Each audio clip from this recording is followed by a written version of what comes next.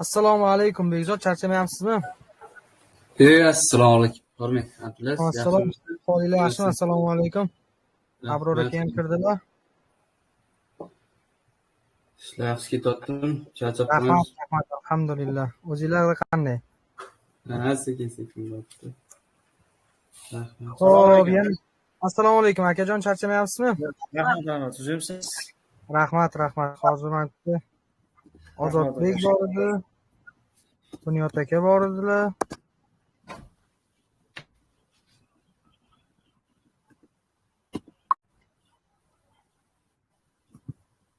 Xo'p, sekin boshlayveramiz endi. Xo'p. Qaranglar, o'sha bizda nima deydi?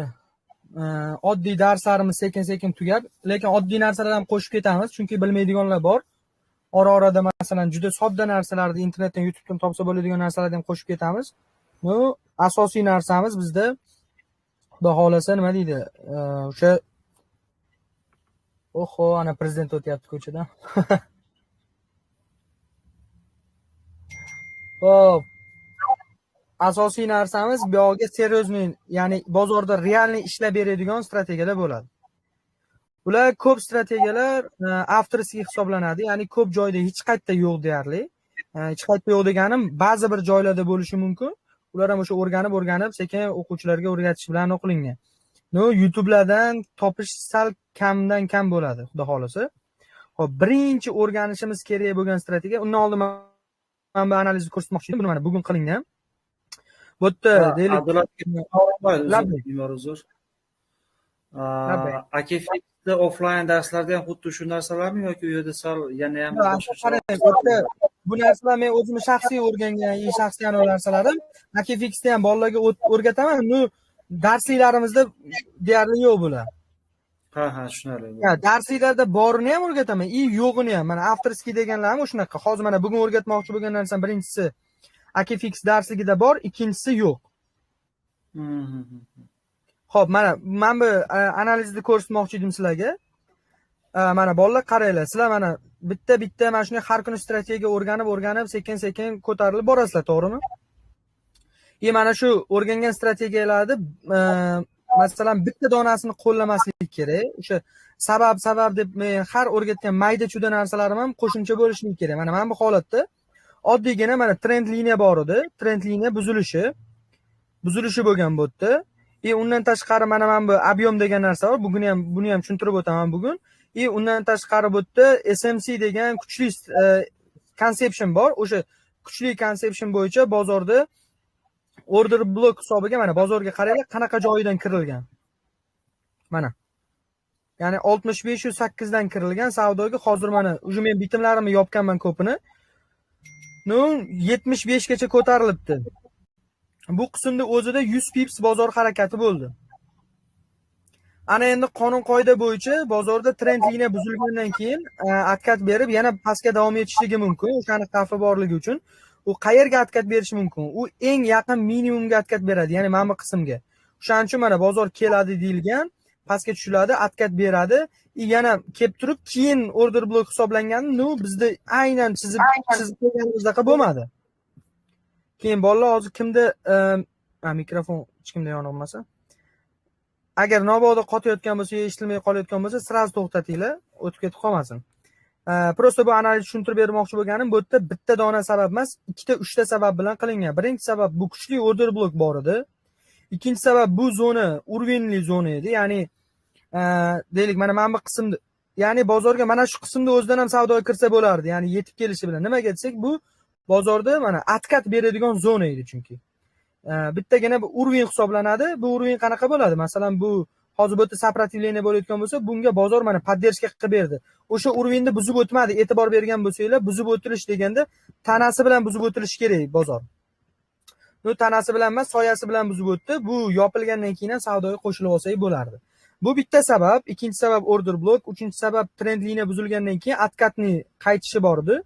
Bunisi undan tashqari ob'yom bor edi. Bundan tashqari yana bitta narsa bor, buni ham o'rgatib o'taman. Valna Elliot strategiyasi bo'yicha Fibonacci tortadigan bo'lsak, bozor 0618 dan, ya'ni mana shu qismdan atkat berish kerak. Ya'ni ko'p sabablarga ko'ra mana shu zona buy zona hisoblanardi. Mana aytilgandek savdoda analiz ketdi. Xo'p, yana qilingan analizlarni qarab ko'ramiz bitta ikkita. Bugun bozorda qilinganlardan. Xo'p, mana bu qismda.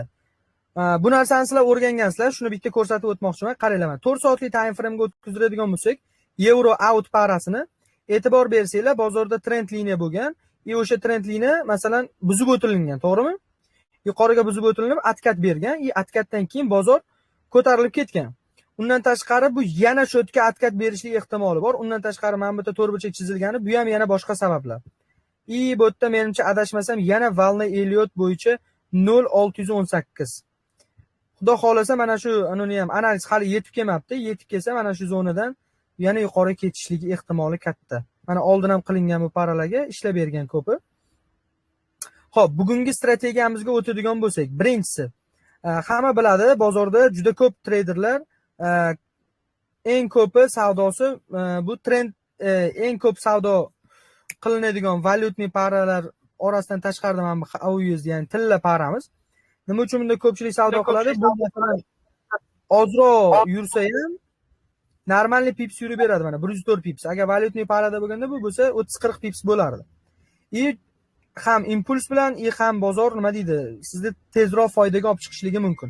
Aynan mana shu ko'pchilik qiziqadigan tillada cho'tki ishlab beradigan nima deydi, strategiya bor. 100 ta analiz qilsangiz, o'shandan 90 tasi ishlagan bo'ladi. Faqatgina qonun qoidasiga amal qilingan holatda topilsa bo'ldi. Hamma eshityapti, bolalar darsda anasini boshlayveradi, asosiy mag'zini. Eshityapsiz. Eshitilyapti. Xo'p, bu narsani Abrora labay. Iloji bo'lsa sal sekinroq aytolasizmi, sal tezlashib ketganda. Bo'ldi. Xo'p. Abrora menimcha eshitaman. Gapiravering. qilganimizni ko'rgan, lekin xira deb tushunmaganingiz aka, to'g'rimi? Ha, xira deb yaxshi ko'rinmagan. Bada o'sha strategiya aka bu. Xo'p. Bu narsa qanaqa ishlaydi bozorda? Bolalar qaranglar, birinchi o'rinda bozorda doim mana bitta bu strategiyada emas, doim sizlarni qilishinglar kerak bo'lgan narsa bu bozordagi trend yo'nalishini aniqlash. Bozor yuqoriga harakatlanyaptimi yoki umumiy hisobda pastga harakatlanyaptimi? Ya'ni uptrendmi yoki downtrendmi? Bu narsani bilib olishdan maqsad nima desanglar, bozor agar uptrend ketayotgan bo'lsa, biz bozorga qo'shilib olishimiz kerak. Unga qarshi yo'nalishda harakat qilmasligimiz kerak. Mana masalan hozir aytishingiz mumkin, mana bu yerda bozor pastga tushib kelyapsiz, yuqoriga qarab savdo qilyapsiz-ku desangiz, lekin bozorda agar sizlar umumiy hisobda qaraydigan bo'lsanglar, bozor katta hisob bilan uptrendda ketyapti. Ya'ni yo'nalish yuqoriga ketyapti katta time framelarda. Iloji boricha katta time frame, kichkina time frame'da kirayotgan bo'lsak, unga ham e'tibor berishimiz kerak. To'g'ri, bu yerda trendga qarshi kirilgan, o'sha katta time frame inobatga olgan holatda bozor ko'p kundan beri e'tibor berayotgan bo'lsanglar, mana o'syapti, yonga qarab yuradi, yana o'sadi, yana yonga qarab yuradi. Mana bu yerda atkat bergan, yana ko'tarilishi kerak, yana yonga, yana o'shunday ketish kerak. Ko'p hollarda. Demak, biz nima strategiya o'rganishimizdan qat'iy nazar trendni topib, o'sha trend yo'nalishi bo'ylab signal qidiradigan bo'lsak, bizning stop losslarimiz deyarli xudo xolasa urilmaydi. Chunki biz oqim bilan birga oqyapmiz. Oqim bizni oqizib ketmaydi xudo xolasa. Xo'p, demak, trend yo'nalishini aniqlab bo'lganimizdan keyin bizga nima kerak bo'ladi? Birinchi o'rinda time frame kerak bo'ladi. Time frame hamma biladi, mana 5 minutlik, 1 minutlik, undan tashqari eng kattasi 12 oylik bizga kerak bo'ladigan time frame bu 1 soatlik. Keyin e'tibor beringlar, bu faqatgina tillada ishlaydi. Boshqa paralarda ham ishlashligi mumkin, lekin garantiya beriladigani bu tilla. Ertaga ishlatib ko'rasizlar, foydasi bo'lsa, xudo xolasa aytasizlar, juda zo'r ishlab beradi. Endi e'tibor beringlar bu yerda. Xo'p, biz time frame'ni aniqladik, trend yo'nalishini aniqladik. Endi nimani topishimiz kerak? Masalan, ikkita misol ko'rsataman. Birinchisi, uptrend ketayotgan bo'lsa, bozordagi holat qanaqa bo'lishi kerak? Masalan, bozor ko'tarilgan, mana shu zonaga yetib keldi. Mana shu zonada turibdi. Deylik, yana unday atkat ham beryapti. Sekin bozor pastga qarab atkat beryapti. Mana shu holatda agarda bozorda biz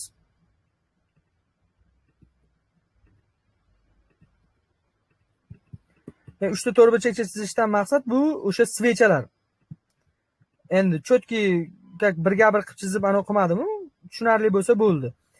qaranglar, eslab qolishinglar kerak bo'lgan narsa, eng kamida bozorda bir xil tushgan 3 ta svecha bo'lishi kerak, pastga yo'nalgan, qizil ya'ni, qizil rangda.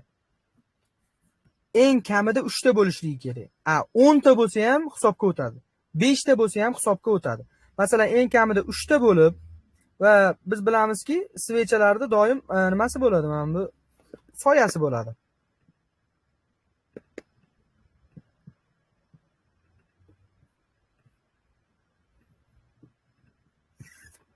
Soyasi bo'ladi. O'sha bozorda masalan eng kamidan boshlaylik, 5 ta bo'lsa ham o'sha bir xil. Bizda bozorda eng kamida 3 ta bir xil rangda svechamiz pastga qarab tushib kelayotgan bo'lsa masalan, bu uptrendki, ya'ni yuqoriga yo'nalgan bozorni nimasi, nima deydi, strategiyasi deylik. Masalan, downtrend uchun u alohida bo'ladi. Hozir men chiroyliroq qilib, yana tushunarliroq qilishga harakat qilaman. Demak, bozorda mana shu 3 ta svecha tushsa va trend yo'nalishimiz yuqoriga bo'ladigan bo'lsa, keyingisi bu 1 soatdan 3 soat ketgan bo'ladi, to'g'rimi? 1 soat, 2 soat, 3 soat. Endi oxirgi svechamiz deylik, mana 4-svechamiz ochilib, pastga yurib, u yoq bu yoq qilib o'sha 1 soat davomida mana shu oxirgi svechani yopsa, ya'ni buzib o'tadigan bo'lsa, bozorda biz harakatimizni sirazi bayga ochamiz, ya'ni bay bitimini ochamiz. Agarda bu svechalar soni masalan 10 ta bo'ladigan bo'lsa, eng oxirgi 10-svechamizni o'sha maksimumini, o'sha svechani maksimum qismini buzib o'tadigan bo'lsa, yuqoriga deb bay savdosini ochamiz. Stop lossimizni esa mana shu minimumdan pastga o'rnatamiz. Endi qaranglar, mana shu bay savdosini ochganimizdan keyin bu mana shu qismni buzib o'tgan bo'lishligi kerak, savdoga kirib olamiz. Va bizda aniq take profit mavjud. Take profit nimaligini bilasizlar, bu bozordagi bizda foydamiz. Aniq bizda bozorda garantiya beriladigan take profitimiz bu tilla uchun 50 pips hisoblanadi. Xo'p, endi mana bunaqa holat. Bozorda o'sha savdoga kirganimizdan keyin agar bozor holati yaxshi yurib ketadigan bo'lsa, 50 pipsdan ham oshishiga ko'zingiz yetadigan bo'lsa, boshqa analizlaringiz bo'yicha o'sha to'g'ri bo'ladigan bo'lsa, siz nima qilasiz? Bozordagi bitimingizni zararsiz qilib qo'yasiz. Ya'ni foyda stop lossimizni olamiz va shu ochgan bitimimizdan yuqoriga o'rnatamiz. Buni imkoni bor. Hali aniq tushuntirib o'rgataman. Hozircha o'sha stop lossni foydaga surib qo'yamiz. Bu maslahat. Aslida o'zi qonun qoida bo'yicha bozorda 50 pips yurgandan keyin bitimimizni nima qilishimiz kerak? Yopishimiz kerak. Foydamizni olishligimiz kerak. Bo'ldi. Bu yerda bitim to'xtatilishi kerak. Lekin bu maslahat shuki, mabodo bozor yana yurib qolsa, yana foydaga masalan ana bo'lib qolamiz. Agar mabodo 50 pips yurib turib yana orqaga qaytib qolsa, stop lossimizni uradi va biz bozordan $0 chiqib ketamiz. Bu bizga nima beradi? Bozorda risk qilayotgan bo'lamiz. Nimani risk qilayotgan bo'lamiz? Pulimiz uje bexavotir joyda. Masalan, stop lossimizni foydaga surib qo'yganmiz. Bizga suv bossa ham umuman farqi yo'q. Foydaga chiqsa, foydali bo'lib olamiz. Yanada kattaroq foydaga erishib olamiz.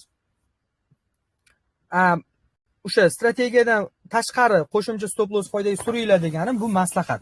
Bu strategiyani mazmuni bo'yicha biz 50 pips bo'lgandan keyin nima qilishimiz kerak? Yopishimiz kerak. Demak, bu bozordagi up trend uchun edi. 3 ta svecha eng kamida yuqorisini buzib o'tsa savdoga kiramiz. Down trend uchun xuddi shuni teskarisi. Masalan, bozor tepadan pastga qarab tushib kelyapti. Uje sizda down trend, sizda paydo bo'lgan narsa qanaqa bo'ldi? Yuqoriga qarab eng kamida 3 ta svecha.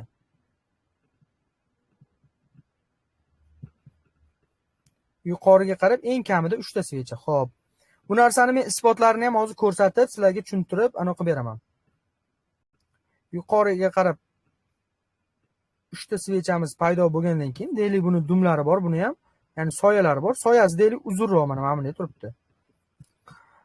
Bozorda undan keyingi ochilgan svechamiz, masalan, buni buzib o'tadigan bo'lsa, biz bitimimizni nima qilamiz? Shu joydan sell bitimini ochamiz. Mana shu buzib o'tilgan joydan. Stop lossimizni yuqoriga o'rnatamiz. Mana shu holatda biz bozordan yana necha pips take profit olamiz? 50 pips take profit olamiz. Agarda trendga qarshi emas, o'sha trend bo'ylab men aytilgandek mana shuni qilsanglar, xudo xolasa, nima deydi, profit bo'ladi. Endi trendga qarshi ham ishlasanglar bo'laveradi. Masalan, bozor yuqoriga ko'tarilib ketayotgan bo'lsa, 3 ta svechani bu yoqdan qizil svecha qoplab qo'ysa, 50 pipsgacha ushlab olsanglar bo'ladi. Faqat srazi foydaga surib qo'yinglar stop lossni, chunki trendga qarshi ishlayapsiz. Mana masalan, bugungi holatda nechta ishlab berdi bu bozorda. Mana e'tibor beramiz 1 soatlik time frame. Endi yuqoriroqqa qaraymiz. Mana eng bozorda eng yuqorisiga qaraymiz. Birinchi holatga qaraymiz. Mana bitta, ikkita, uchta. Yana bitta qonun qoida, bu o'sha svechalar orasida boshqa rangli svecha almashib qolmasligi kerak. Masalan, 9 ta bir xil svechada o'rtada bitta boshqa svecha rangi boshqacha, o'sha qizil ketayotgan bo'lsa, yashil ketayotgan bo'lsa, qizil aralashib qolsa, bu o'sha aralashib qolgan joydan buyog'ini hisoblashimiz kerak, chunki u joy buzilib qolgan bo'ladi. Mana masalan, mana bu holatda nechta svecha? 3 ta yashil svechamiz bor. Undan keyingi qizil svechamiz, ya'ni qora qilib belgilangan. Mana bu qismni buzolmadi va biz savdoga kirmaymiz. Buzolmadik, biz kirmaymiz. Bu strategiyamizni qonuniga yetib kelmadi. Xo'p, masalan 1, 2, 3 ta svecha. Buni ham minimumini buzolmadi va savdoga kirmadik. Endi undan keyin bular o'xshamagan emas, ya'ni bizni qonun qoidaga yetib kelmagan. Xo'p, mana bu holatga e'tibor beramiz. Bozorda nechta svecha pastga qarab tushgan? 3 ta, to'g'rimi? Mana shu 3 ta svechani yuqori qismini bozor buzib o'tdimi mana? Srazi savdoga kirdik, to'g'rimi? Stop lossimizni mana bu yerga qo'ydik. Endi men sizlarga aytgandek lineykani olamanda va 50 pips hisoblab beraman. Yuqoriga qarab tortamiz. Mana 52 pips. Endi uni oxirigacha tortadigan bo'lsam, ya'ni eng chiqqan joyigacha 83 pips yurib bergan ekan. Bizning qonun qoida bo'yicha 50 pips yurgan. Bitta bizda mana shu bozorda yaqin orada bo'lgan joyda bitta ishlagan joyini ko'rsatdim. Endi yana dalishga ketamiz. Undan keyingi svechalarga e'tibor beramiz. 1, 2, 3, 4 ta svechamiz ko'tarildi, orqasidan keyingi svechamiz pastga qarab kuchli tushish berdi. Va u mana bu qismni buzib o'tsa bo'ldi deydi. 4 ta svecha, oxirgisini minimumini buzib o'tsa bo'ldi deydi. Shu yerdan buzib o'tildi, shu yerdan savdoga kirdik. Bizning stop lossimiz yuqorida. Pastga qarab ketdi. Endi bu yerdan yana 50 pips yurganmi yo'qmi hisoblab ko'ramiz. 50 pipsdan juda ham ko'p oshib ketgan mana. O pastga qarab tortib ketsanglar ham bo'laveradi. Bemalol. Masalan, mana shu eng bozorda normal joyigacha deylik 100 pips yurib bergan. 2 martalab. Xo'p, endi bozorda mana bu kun tugadi, endi yangi kun boshlandi. Bozorda bitta, ikkita va 3 ta yuqoriga ko'tarilgan svechani ko'rdik. Endi mana shu qismini qachon bozorda buzib o'tsa, savdoga kirsak bo'ladi 1 soatlikdan. Buzib o'tildi. Agar mana bu joyga e'tibor beringlar, buzib o'tilgandan keyin savdoga kirdik, stop lossimiz sal teparoqqa katta bo'lib ketishi mumkin. Bozor Abdulaziz, labbay. O Bekzod? Eshitilmay qoldimi? Mikrofoningiz yonib qoldi, Bekzod.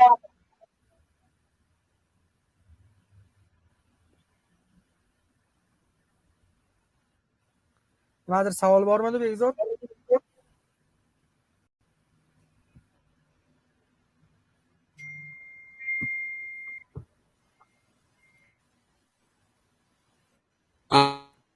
Sho'toq.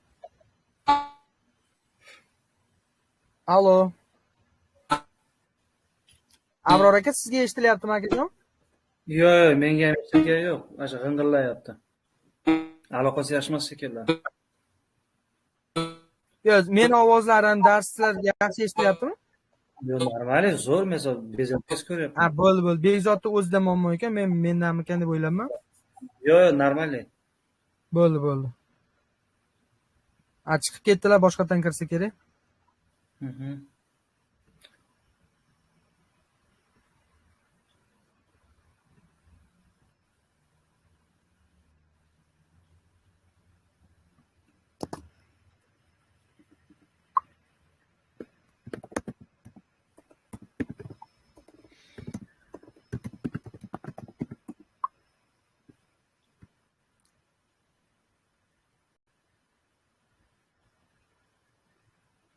Aka, shu 5 ta darslik bo'yicha vazifalar tashlab qo'ydim, tekshirib ko'rmadingizmi? Hammasini tekshirib beraman, akajon. Uzr ming bor, vaqtim bo'lmay qoldi-da.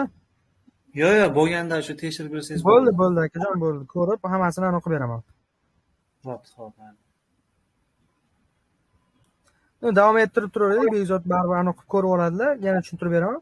Bu yerda ham aka mana ko'rsangiz 3 ta svecha yuqoriga ko'tarilgan, uni buzib o'tgandan keyin savdoga kirsak, uni hisoblash ham shart emas. 50 pipsdan oshib ketgan. Masalan, 79 dan 69 gacha o'zi 100 pips. Bu yoqda yana 40 pips, 140 pipslar yurgan. Undan keyin mana shu yerda o'zida ham yana nechta 1, 2, 3, 4 ta svecha pastga tushyapti. O'sha 4 ta svechani oxirgisini buzib o'tgandan keyin savdoga kirdik. Mana shu yerdan bayga kirgan bo'lsak, mana yuqoriga qarab 30 pips yuribdi. Yana 20 pips yursa, bu ham take profitimizni urgan hisoblanadi. Ya'ni bozorda yaqin kelajakda bo'lib o'tgan, ya'ni mana shu bozorda yaqin kelajakda bo'lib o'tgan 4 ta joy ko'rdik, menimcha mana. Bitta, ikkita, 3 ta, 4 tada. 4 ta joy ko'rsatdim, yaqinda bo'lib o'tgan. Ya'ni mana shu bir hafta ham bo'lmadi menimcha. Bir hafta ichida bozorda o'sha 4 marta ishlagan bo'lsa, 4 talasida ham stop losssiz ishlab bergan. Ya'ni stop loss urmagan. Bu strategiya juda ham zo'r ishlaydi, juda ham cho'tki ishlab beradi. E'tibor bersangiz, mana bu qismda 1, 2, 3, 4 ta svechamiz tushgan. Agar o'rtada mana bunaqangi ko'p bo'lib ketib qolsa, buni ishlatmasligimiz kerak. Chunki uje mana buni buzib o'tsa, keyin savdoga kiraman desangiz, uje bozor juda uzoq bo'lib ketib qolgan bo'lmaydi. Orasida mana shu yaqin o'rtada 5-6 ta, 3-4 ta svecha orasida bo'lsa bo'ladi.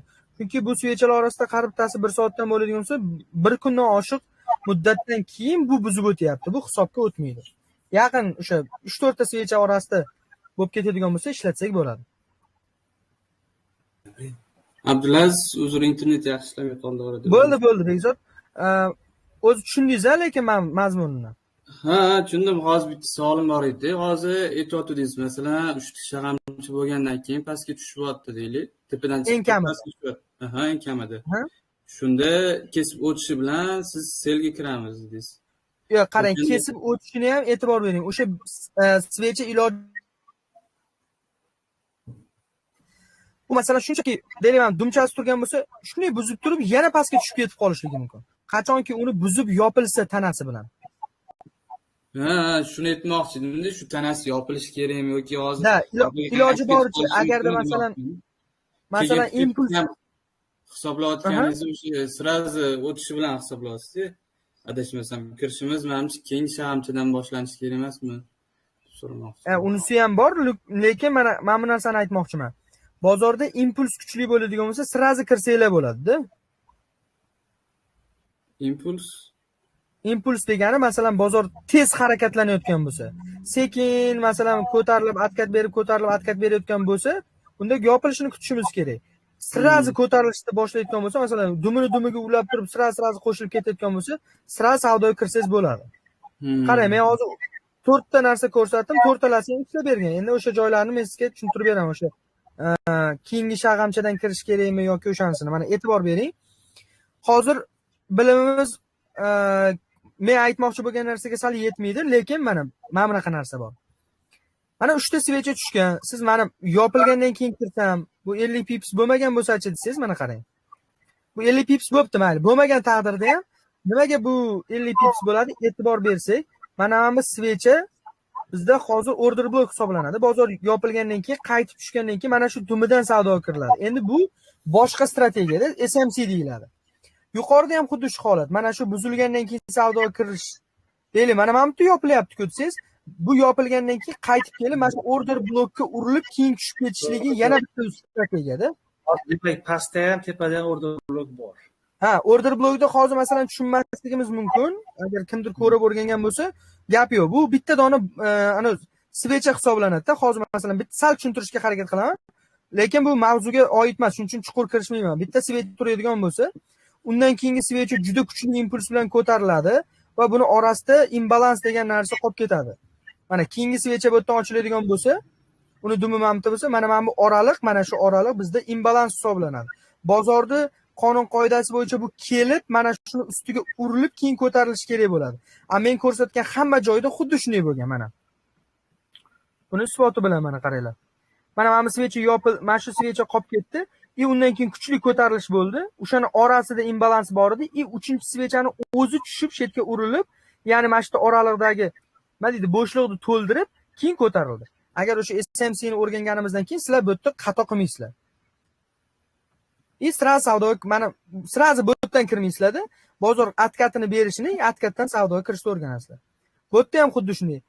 Bozor tushib ketgani bilan bozor qaytib kelib men aytgandek o'sha nima deydi bo'shliqni to'ldirdi. Bu mana bu svecha emas. Mana shu svechani o'zi to'ldirib ketdi. Mana shu yerdan savdoga kirsak ham bo'lardi. Tushib berdi, keyingisi sal ko'tarilib ketdi, yana tushib ketdi baribir. Bu holatga keladigan bo'lsak, mana bu svechani buzib o'tishi bilan mana shu yerdan savdoga kirdingiz deylik, mana shu yerdan savdoga kirdingiz deylik. Bu ham tushib ketgan.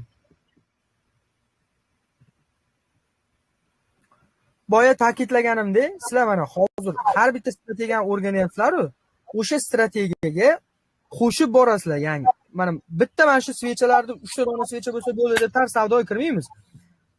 Bozorda mana grafiki bo'yicha akkatni kutamiz yoki qanaqadir order blok kutamiz. Yoki qanaqadir yana to'lib yotibdi-da, u narsalarni har bittasini darslarda o'zimizda mana nima deydi, grafik bor, grafikdan oshiqcha narsa ham o'rgatmayman. Undan ko'proq ham narsa o'rgatib olmayman. Kamroq ham narsa o'rgatmayman. Grafik bilan ketib, o'sha aytilgandek ketma-ketlikda ketsa, xudo xolasa hamma natijaga chiqadi. Bo'ldi. O'zimda mana bugungi savdoyim bo'yicha savdoga hadib ham kiravermayman. Masalan, ertalab, obedda, любой payt kiravermayman. Doim bozorda kutaman. 3 ta svechadan men mana bu yerda ko'rdim. Ertalab turganimda shuni ko'rib bo'lgandim. O'zi qaranglar, men bitta skrinshot tashlab yuboraman. O'zi yolg'on aralashtirmayman. Mana shu zonada skrinshotim bor. Buy uchun strelka chizib qo'yganman. Buyga ketadi deb. Ertalab turishim bilan bozor o'sha mana shu yerga yetgandi-da. Men bu narsaga ulgurmay qoldim. Chunki bozor kuni dushanbaga o'tayotgan paytda men bozor kuni savdo ocha olmayman. Limit qo'yib qo'ya olmayman. Men dushanba kuni o'sha ertalab soat 3-4 da bozorga qaramaganligim uchun bozor aytganimdek mana shu zonada yuqoriga ko'tarilib ketibdi. O'sha obedlarda qaraganimda o'sha bozorda mana bunaqa holat, ya'ni svechalar sekin ketma-ket tushishi bor edi. Selga bitim ochsam bo'lardi, lekin hech qanaqa ishonchim komilmasdi. Men ikkita zona kutdim. Yoki mana shu zonaga kelganda sel bitimini ochaman dedim, yoki mana shu zonaga yetganda buy bitimni ochaman dedim. Men shuncha orada kutdim. Kutilgandek keldi, sabablarimga to'g'ri keldi, bitimimni ochdim. Hozirgi uzr gapni bo'ldim. Hozir ham imbalans ham order blokdan ketgan ekanda. Imbalans qoplab order blokdan bayga ketgan. Xuddi shunday aka, imbalans bor edi, order blok bor edi. Bitta SMC bo'yicha sabab bor edi, lekin bitta SMC emas, boshqa sabablar ham borligi uchun savdo bitimi ochildi.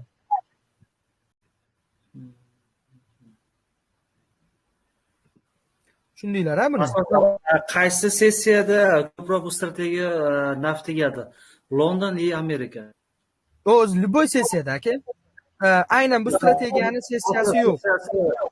Osiyo sessiyasi kasha bo'ladi, yo yoqqa yurishim bilmaydi, yo bu yoqqa. Shunchani aytaman-da, mana obedgacha bo'lgan muddatda deyarli savdo qilmagan ma'qul. London sessiyasida masalan SMC'lar yaxshi ishlab beradi, ICT'lar yaxshi ishlab beradi. New York sessiyasida esa ko'pincha Urvin SMC ham ishlaydi. Prosta impuls kuchli bo'lib qolsa, SMC'larda mensimay ketib qolishligi ehtimoli bor.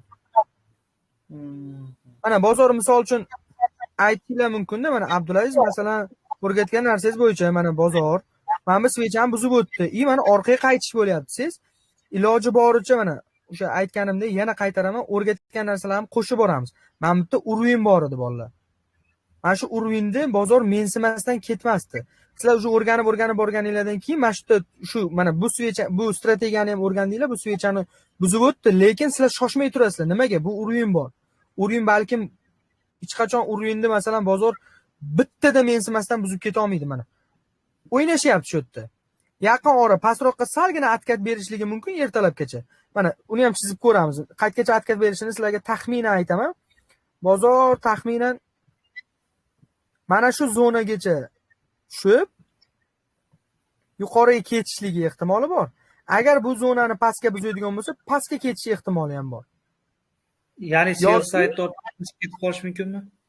Hozirda men hech narsa lekin analiz qila olmayman, chunki mana analizim yuqoriga edi, savdoyimni ochdim, bitimni yopdim.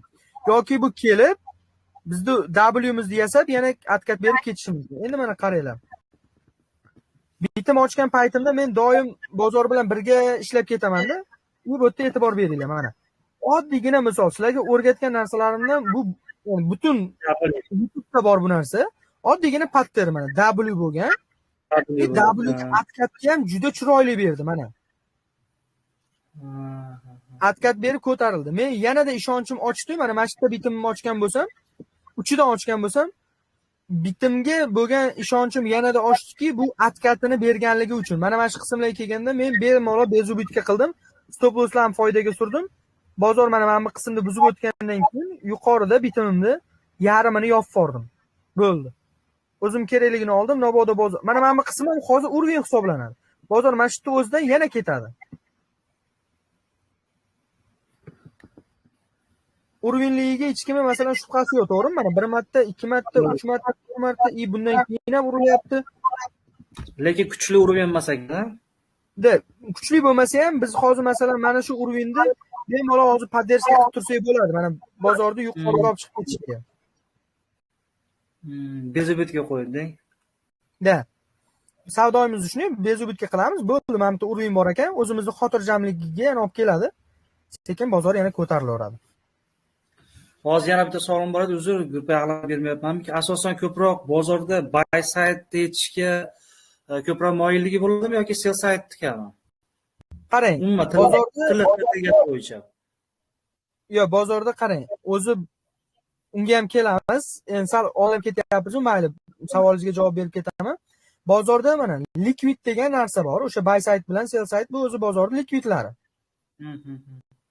Bozor holati bo'yicha turgan bo'lsa, bu ikkalasi ham magnitda, aka. Magnit degani bozorda o'ziga tortuvchi narsa. Ya'ni liquid degani o'sha bozordagi normalniy pul degani. U ikkala magnit ham tortyapti. Endi bozorda o'zini holati bo'yicha, rejasi bo'yicha qayerga birinchi borishlik kerak bo'lsa, o'shani birinchi yechib, keyin dalshi davom etadi. Masalan, deylik, bozor harakati uptrend bo'ladigan bo'lsa, birinchi sell side yechib, keyin holi bemalol yo'nalishi bo'yicha ketadi. Agar bozorda down trend bo'ladigan bo'lsa, birinchi bo'lib sell side yechib, keyin yana down trendga tushib ketadi. Nimaga unday deysiz? Agar birinchi misol uchun up trendda buy side yechib qo'yadigan bo'lsa, u sell side yechishga ham anisi katta-da, ehtimoli katta. O'shaning uchun bozorda konsultatsiya bo'lib qoladi. Uni o'rniga birinchi bo'lib turib o'sha o'ziga kerakli tomonni tez yechadi-da, yuqoriga qarab harakatlanadi. Xo'p, bozorda hozir bugungi ana bo'yicha mana o'zini yaqinidagi likvidini yechgan, mana bu qismnikini yechgan yoki teng bo'lib qolgan, bu equal high bo'lib qolgan menimcha. Bozor tushib ketgan. Deyarli likvid yechilmadi. Mana bitta sell side yechildi mana hozir. Sell side ichiga kirib olgandan keyin bo'ldi. Bu likvid yechilgandan keyin o'zi qonun qoida bo'yicha aka likvid yechiladi. Undan keyin order block inbalansdan savdoga kiriladi. Mana imbalans mana bitta order block. Aytilgandek likvid yechildi. Pastdagi. Nima deysiz? Pastdagi sell side'dan yechish kerak-ku. Bu yoqdami? Ha. Yo, bitta likvid yechilgandan keyin agar order block SMC bo'yicha mana FVGlar bo'ladigan bo'lsa, o'ziga yarasha bozor yurib beradi baribir yuqoriga. Chunki bozorda mana bu qism ham likvid qilib yig'ilib qolgan. Hozir likvidga o'tib ketib qolishimiz mumkin. Shuning uchun likviddan o'qimay qo'yaveramiz. Xudo xolisa uni alohida darslari bor. Undan muammo yo'q. Demak, birinchi mana o'rganishimiz kerak bo'lgan bitta strategiyamiz bu o'sha shamlar bilan ishlanishidir.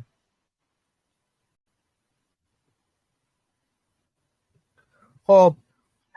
Yana bitta strategiya o'rganamiz. Keyingi darsimizdagi strategiyagacha buni yaxshilab повтор qilib o'rganib mana qilasizlar. Keyingi darsdagi strategiyamiz qaranglar. Ikkita darsga bo'lib o'rganiladi, chunki bitta darsda deyarli tushunmay qolishlik ehtimoli katta. Chunki juda ham ko'p narsa ishlatiladi, o'shaning uchun uni o'qimaymiz. Ikkita darsga bo'lib o'tamiz. Bugungi darsimizda yana bitta strategiya o'rganamiz. Bu strategiyaning nomi GPY deyiladi. GPY strategiyasi ya'ni. Xo'p. Yapon yenasimi? Yapon yenasi strategiyasi deydi. Chunki shu paralar bor anunda ishlaymiz. Ya'ni bugungi strategiyalarimiz ko'pincha maxsus o'sha aynan mana shu parada ishlaydi, bunisida ishlamaydi degandek gapda. Masalan, bu birinchi o'rgangan strategiyamiz tillada ishlasa, ikkinchi o'rganayotgan narsamiz bu faqat Yapon yenalarida ishlab beradi. Ishlash tartibini tushuntirib o'taman. Juda ham sodda, lekin yaxshi yurib beradi. Qaranglar. Yapon xalqini birinchi o'rib strategiyaga salgina beray, tushuncha beray. Bu strategiyamiz sodda, oddiy narsa, lekin yaxshi ishlab beradi. Nimasi?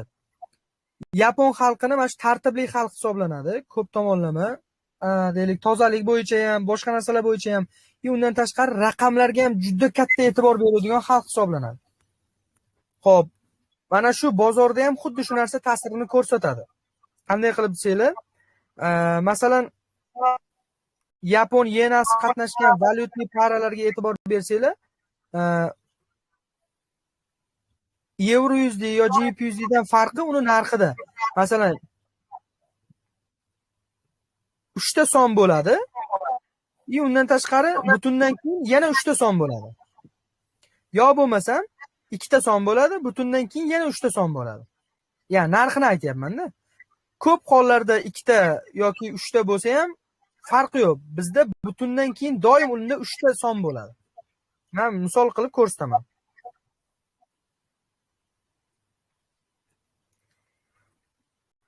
Masalan, out GPY. Aynan bizning strategiyamizga tushadi. Nima uchun? GPY parasi ishtirok etgan. Mana bunda qaranglar, 97 va 3 ta sondan iborat bo'lgan raqam. Xo'p, strategiyamizni ishlatishda birinchi o'rinda o'sha raqamlar mana shu butundan keyin 3 ta raqam bo'lishi kerak ekan. Bu to'liq raqamga, ya'ni hech qanaqa chiziqlar tortilmaydi yoki nimadir o'rinlarga qaralmaydi. Bu bozorda faqat raqamiga qarab turib ishlanadi. Strategiya 20 pips take profit urib beradi. Kam deyishinglar mumkin. Lekin bu strategiyada tekshirib chiqilgan 3 yil, 4 yil davomida bozorda deyarli stop loss olmagan. Xo'p. Strategiyamizda 3 ta filtri bor. 2 ta filtri deylik, 2 ta filtri bor. Birinchi filtri, ya'ni shu strategiyaga tushish uchun bozorda impuls bo'lmasligi kerak. Boya aytdim, Bekzodga impuls bo'lsa mana bunday qilamiz deb. Impuls o'zi nima? Bozorda impuls bu juda ham kuchli tushish hisoblanadi. Deyarli attakatsiz tushadi. Men impuls bo'lgan joylarni ko'rsatib beraman sizlarga. Qarang, savol bor edi. Impuls bilan tushgan joyda albatta imbalans, albatta o'rda bo'ladi. Bo'ladi-da. Masalan, mana impuls bilan tushish. Mana bu oddiy ko'tarilish. Chunki bu yerda mana atkat sekin-sekin ko'tarilgan. Bu 3 ta svechani o'zi shuncha tushib beryapti. Bu yerda nechta svecha harakatlangan? Demak, mana bu bizga qonun qoidamiz bo'yicha bu o'tmaydi. Bu impulsiz harakat o'tadi. Masalan, mana bu harakat o'tmaydi, chunki bozor juda kuchli impuls bilan harakatlangan. Mana bu joyimiz o'tadi. Ya'ni impuls emas joyni bilib olsak bo'ldi. Xo'p, birinchi o'rinda bizda bozorda impuls bo'lmasligi kerak ekan.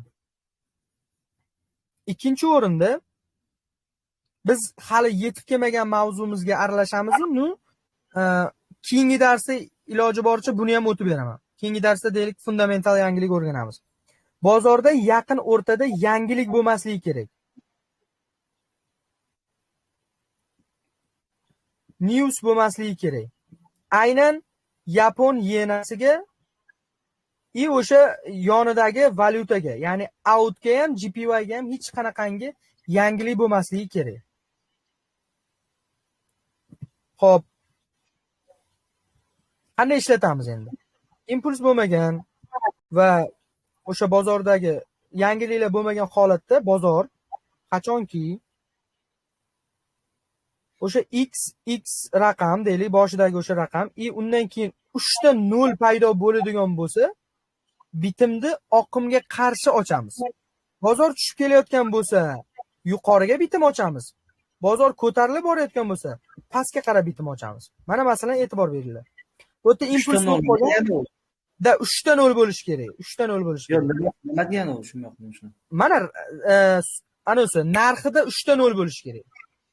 97 dagi kerakmi? To'ppa-to'g'ri. Mana qarang. Bu yerda impuls bo'ldi. Impuls kamaydi. Impuls уже yo'qoldi. Endi qarang, 97. Bu yerda ozgina 97 ga yetmay qolgan ekan. Undan oldin ishlab bergan lekin mana. O'sha rovna 97 da. Bu yerda ham impuls bor ekan, o'shaning uchun buni ham inobatga olmaymiz. Hozir 97 200, 97 300lar hisobga olinmaydimi?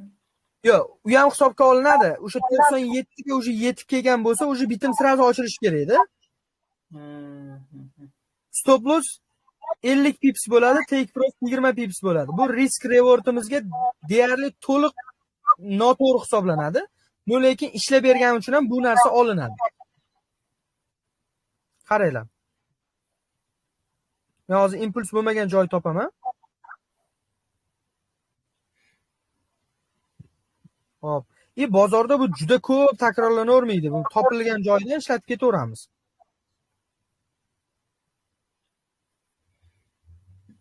Bu yoqlarda yo'q.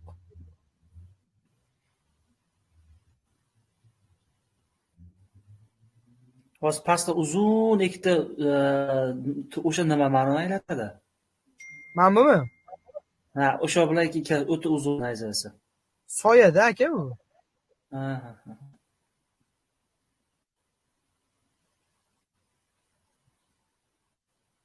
Mana masalan mana bu holat. Qaranglar mana. Bozorda impuls yo'q. Undan tashqari bozor ko'tarilib boryapti. 97 ga yetib bordi. Qani 97 mana? Rovna 97. Rovna 97 ga yetganda bitta bitimimizni ochamiz. Agar bozor yuqoriga qarab ko'tarilib ketaversa, yana o'rtada, yana nariroqda bitimimizni ochib ketaveramiz. Kichkinaroq risk qilamiz. Qonun qoida bo'yicha bu 20 pips tushib beradi. Endi 20 pips qayerdan hisoblaymiz desanglar, mana shu 97.0000 dan hisoblaymiz. Agar bozor yuqoriga qarab 30 pips ko'tarilib ketsa ham, siz o'sha yerda ko'rib qolsangiz ham bitimingizni bemalol ochsangiz bo'ladi, chunki 97 dan o'tgan. Bitimizni ochganimizda bu 50 pips bo'lib ketyapti. Chunki tepaga o'zi aytilgan joydan 30 pips ko'tarilib ketdi. Undan tashqari bizda aytilgan joydan 20 pips tushib berish kerak. Xo'p, hisoblaymiz. Mana 97 dan pastga qarab 20 pips. Mana 20 pips take profitimizni urgan, bozor yana ko'tarilib ketgan. Agar shu yerda bitimimizni yopganimizda, yana chiqqandan keyin yana bitta bitim ochganimizda yana tushib berar ekan yoki ko'proq bitimlar ochib tashlab, bemalol yana stop lossimizni foydaga surib, ushlab ketsak bo'laveradi. Bu bitta ishlab bergan joyi. Xo'p, yana hozir sizlarga impuls bo'lmagan joy, yaxshi ishlab bergan joyni topib beraman.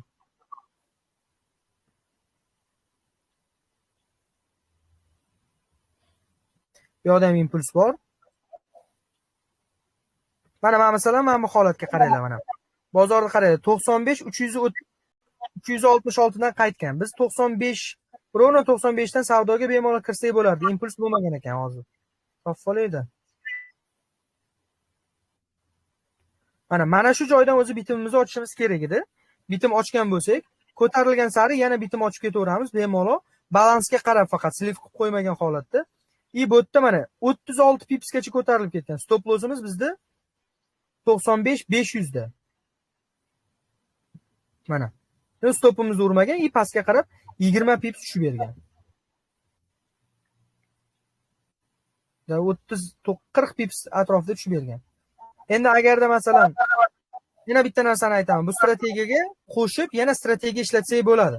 Mana bu holatda bozorda imbalans bor. Bu temaga yetib kelmaganmiz, imbalansga yetgan, tushib ketgan. Uje bilgan odam mana shu joydan zonadan savdoga kirardi. Masalan, men birinchi qiladigan shu nima bo'lar? 95 ga yetganim uchun mana shu bitim, mana shu strategiyani haqqi deylik, mana shu strategiya o'rgangan strategiyam anosi bo'yicha rovna o'zidan bitta kirardim. Ko'tarilib ketaversa, zona qidirardim-da, o'sha imbalansdan bitta kirardim, xudo xolasa ikkalasini ham foydaga olib chiqib yopib olardim. Bo'ldi. Oshiqcha harakat qilmayman. Bitta o'sha aytilgandek rovna 3 dan 0 ga yetib kelganda savdoga kiraman. Ikkinchisi qanaqadir qo'shimcha sabablar bilan savdoga kiraman. Lekin bu bitimni bemalol oqimga qarshi ochasizlar, 20 pips sizlarga atkat olib beradi. Cat GPY ga kirib ko'ramiz. Bu ham ya'ni GPY parasi, to'g'rimi? Yani GPY ishtirok etgan. Xo'p, hamma atkat bergan joylarga qarab ko'ramiz. Mana bu joyga e'tibor beringlar mana. Bozor pastga qarab tushib kelyapti va rovna 109 3 dan 0 ga yetib kelgan. To'g'rimi? Mana aytganimdek sizlarga mana strategiya bo'yicha bitta bitimimizni sirazi 3 dan 0 bo'lishi bilan ochdik. Bir xil joyda o'tib ketgan, lekin mana bir xil joyda 3 dan qaytib 20 pips yurib bergan. Xo'p, yuqoriga qarab ketaveramiz. Qani mana bu qism nima ekan? Mana yana bitta sizlarga misol bolalar. Bozorda impuls yo'q, unaqa kuchli impuls yo'q. Mana rovna 110 3 ta 0 ga yetgan. Bozor 20 pips pastga tashlab bergan. Bunga garantiya. Mana bu lineykani olib vaqt yetkazib o'tirman, mana 50 pips daji. Ya'ni bitimingizni ochgandan keyingi impulsni hisobga olmaysiz. U ochib bo'ldingiz, impuls bo'lsa sizga yaxshi pastga qarab ketaveradi bozor. Yuqoridan qarab ko'ramiz.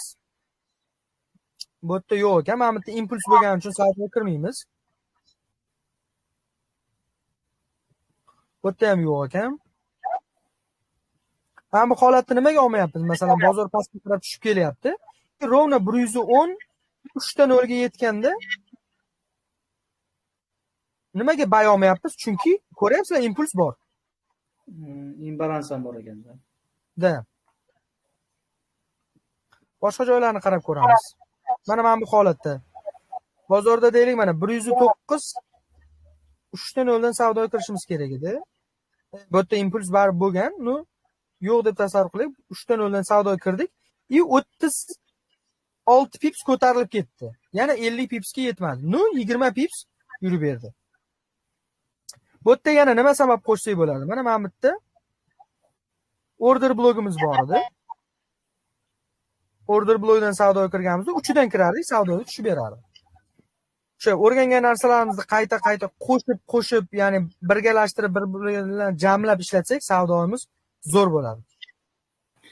Abdulaziz, bu strategiyada faqat 1 soatlik time frame ishlatamizmi yo boshqa vaqtda? Любой time frame qarang, bezod. 1 minutlikda bo'lsa ham narx o'sha yerga yetsa bo'ldi, 1 kunlikda bo'lsa ham o'sha narx bitta joyga yetsa bo'ldi. Ya'ni bu yerda narx bilan ishlanganligi uchun time frame ga umuman e'tibor bermaymiz.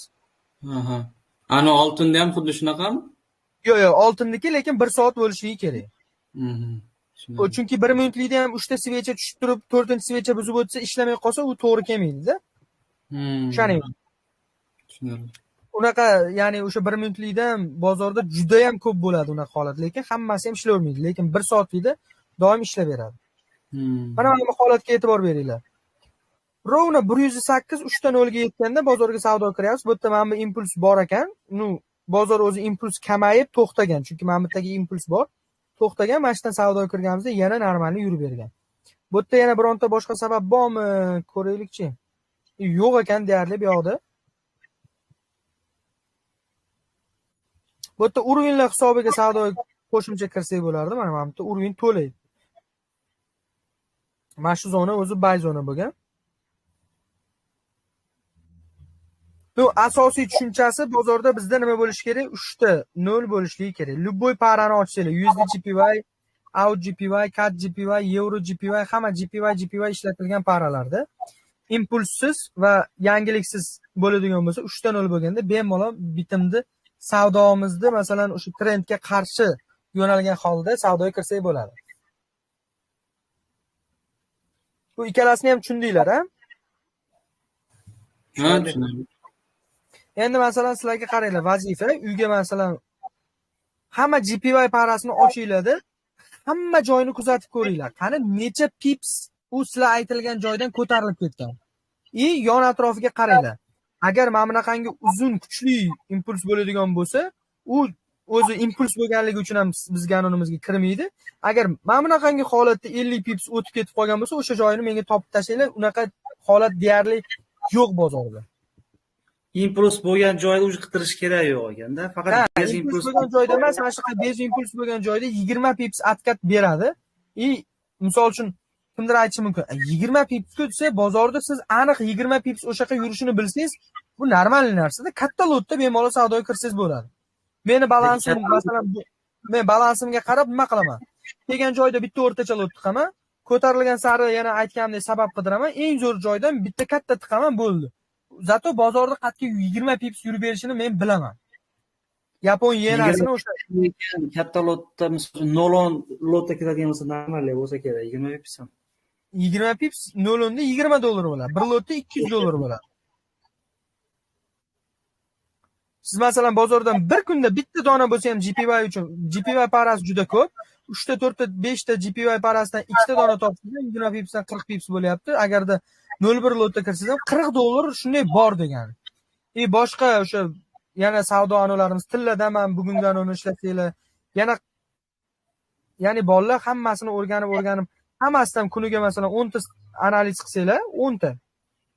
Ikkita GPU'dan, tilladan boya o'rgatgan narsalar ham, yana SMSS, ICT bo'yicha boshqa paralardan 10 ta analiz qilsanglar, 10 tadan 7 ta 8 ta sizlarda ishlab bersa, risk menejmentga amal qilsanglar, foydada bo'lasizlar xudo xolasa. Men o'zim 3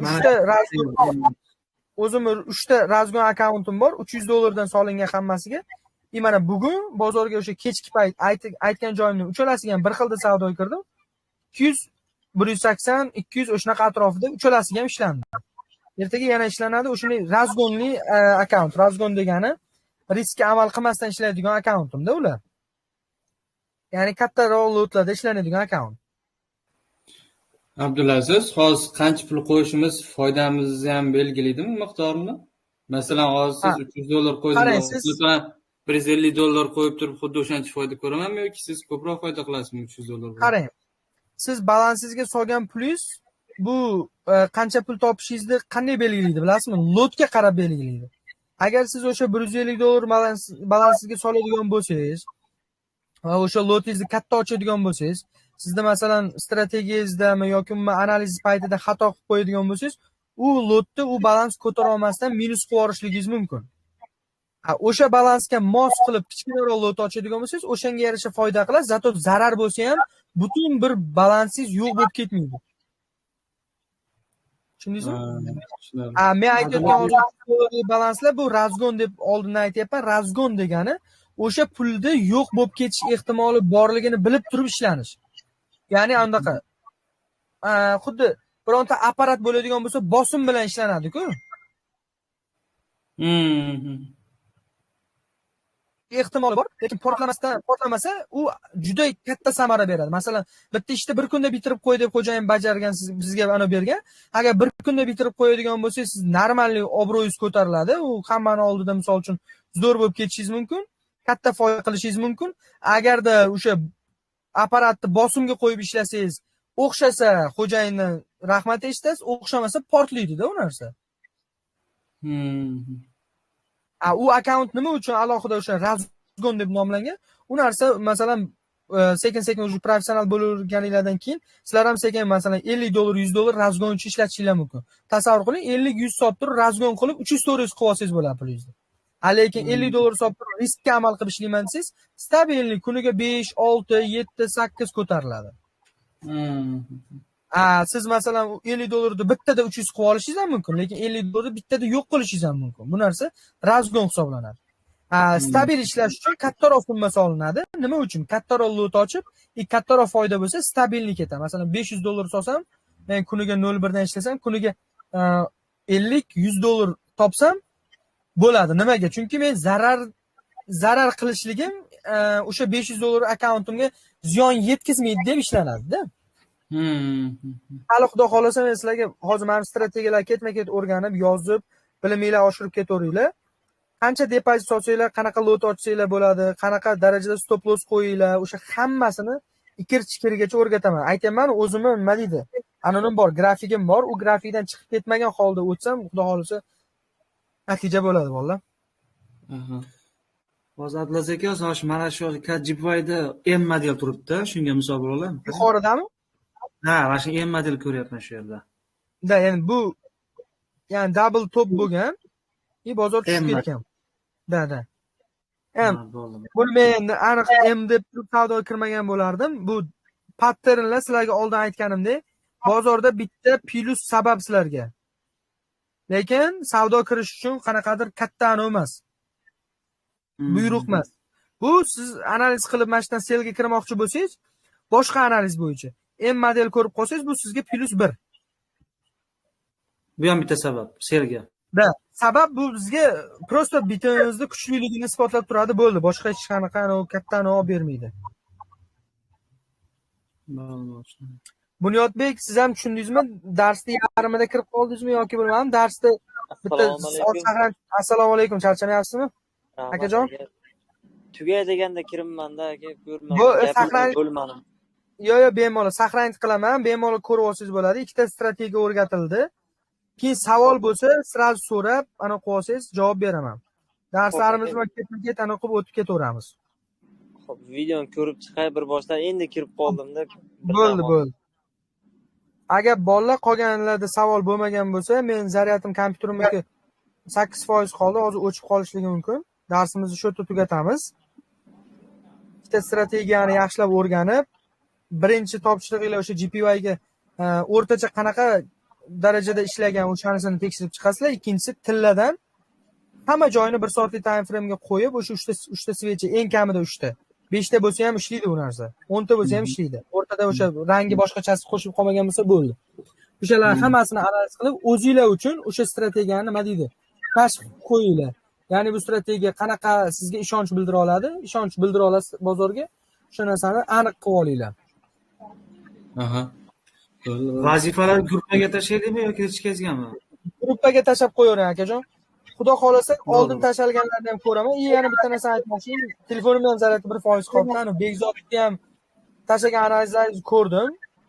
Oldin tashaganingizni ko'rdim. Juda akkuratli, zo'r chiqqan. Qolganlar ham ko'rib ana qilsin. Abror akanikini ham ko'rib beraman. Qolganlar ham tashlab ana qilib qo'yaveringlar. Xo'p, aka, rahmat katta, mayli. Mayli, sizlarga ham kattakon rahmat bolalar. Rahmat. Uzilib qolgani uchun darslar sal to'xtab ham 1-2 kun bo'lib qolgani uchun ming bor uzr. Men o'zim aybimni yuvib, cho'tki qilib sizlarga natijaga olib chiqib beraman. Undan xavotir olmanglar. Aha, rahmat katta. Shu oydagi strategiya uchun katta rahmat. Bo'ldi. Mayli, charchamanglar. Xo'p, aka, rahmat. Xo'p.